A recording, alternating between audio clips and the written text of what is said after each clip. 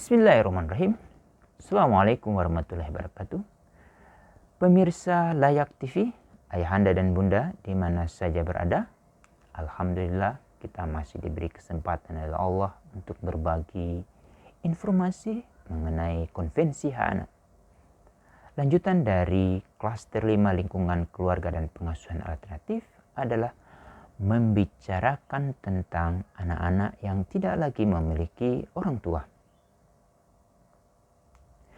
Seluruh kepala negara dan kepala pemerintahan yang berkumpul di New York pada tahun 1989 menyepakati konvensi hak anak. Terkait dengan pasal 20 ini, ada satu hal yang sangat penting juga perlu diketahui oleh ayahanda dan bunda terkait dengan diadopsinya hukum Islam tentang kafalah. Ayahanda dan bunda, bagi anak-anak yang mungkin karena sesuatu hal akhirnya ayahanda atau bundanya atau kedua-duanya tidak ada, akhirnya anak tinggal hidup sebatang kara bersama keluarga. Pada pemahaman pasal 20 ini ditekankan bahwa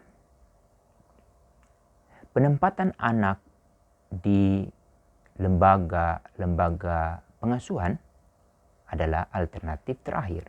Yang utama itu adalah keluarga besar, baik itu keluarga dari bagian ayah atau keluarga dari bagian ibu. Kalau tidak ada lagi keluarga ini yang akan mendampingi mengasuh anak ini, dan masyarakat juga tidak ada lagi yang mampu menangani anak ini, akhirnya jalan satu-satunya adalah diserahkan ke lembaga kesejahteraan sosial anak yang dulunya dikenal dengan panti asuhan. Ayahanda dan bunda, sejak tahun 2006 pemerintah bekerja sama dengan Save the Children, UNICEF, dan dikoordinir oleh Kementerian Sosial melakukan kajian-kajian. Kajian yang paling utama terkait dengan memastikan anak-anak yang ada di lembaga kesejahteraan sosial anak itu mendapatkan dampingan, asuhan dari orang-orang yang terlatih. Untuk itu, ada beberapa usulan yang disampaikan oleh Save the Children dari hasil penelitiannya adalah perlu merubah kebijakan yang disesuaikan dengan konvensi hak anak dan memperhatikan rekomendasi Komite Hak Anak PBB. Yang kedua, mengembangkan database agar kita bisa ketahui anak-anak yang ada di panti asuhan atau di lembaga kesehatan sosial anak itu dari mana saja. Yang terakhir, otomatis menyusun pedoman standar operasional panti asuhan atau SOP.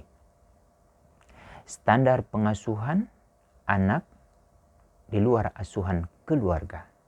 Yang dalam hal ini anak di dalam panti.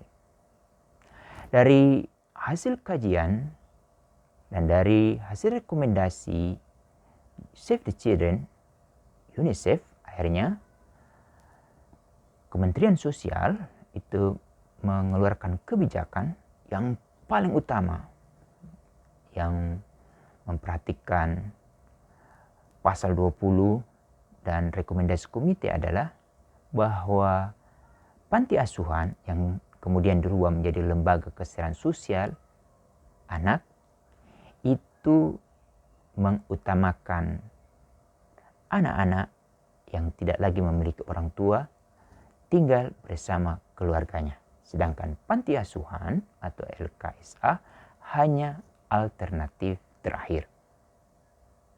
Sehingga sekarang Bapak, Ibu, Ayahanda dan Bunda perlu ketahui sebagian besar panti asuhan sekarang memiliki 2 layanan, yaitu layanan anak tinggal di panti atau layanan panti, dan kedua layanan non panti.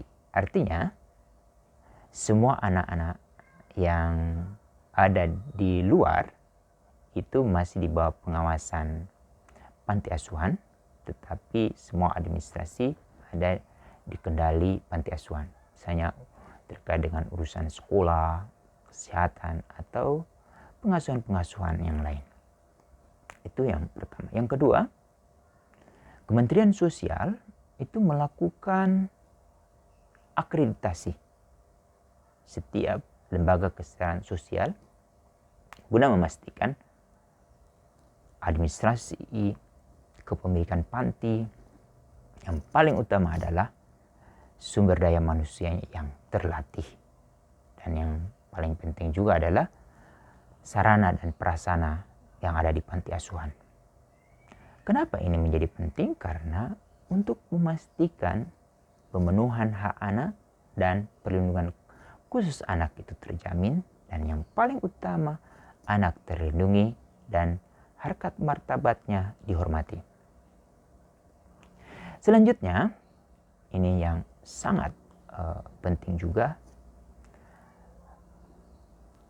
para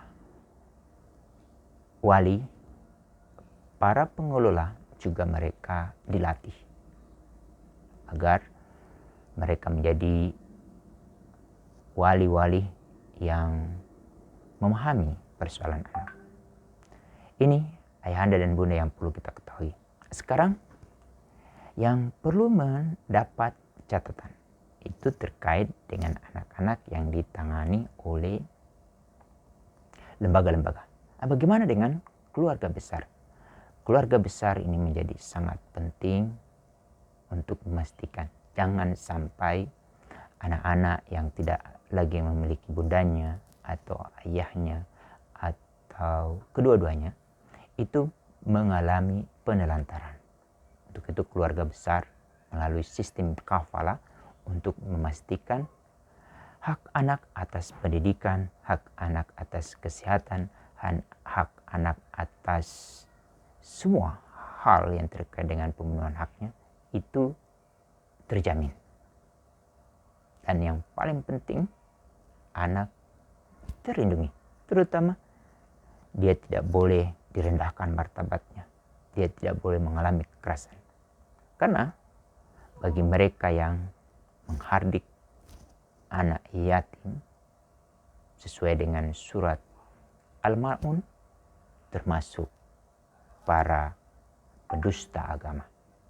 Ayahanda dan bunda tidak inginkan memasuki atau masuk ke kategori ini.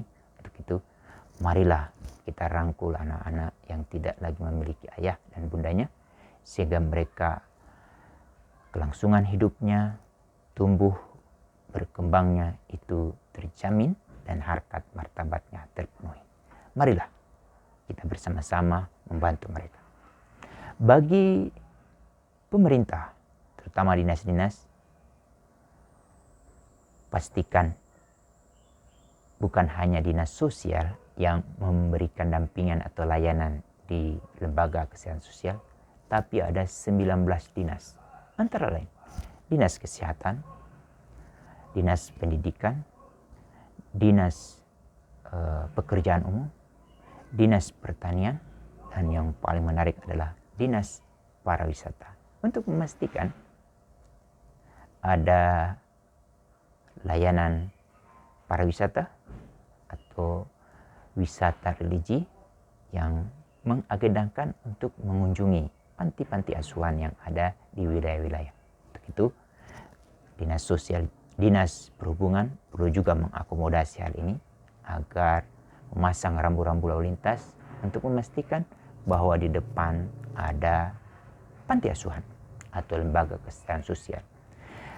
Kemudian dengan perusahaan-perusahaan, lanjutkanlah bantuan-bantuan perusahaan ke lembaga kesejahteraan sosial anak untuk memastikan fasilitasnya memadai, terutama ruang tidur, ruang makan, dan ruang toilet menjadi penting juga. Bagi keluarga yang berada di sekitar lembaga kesejahteraan sosial,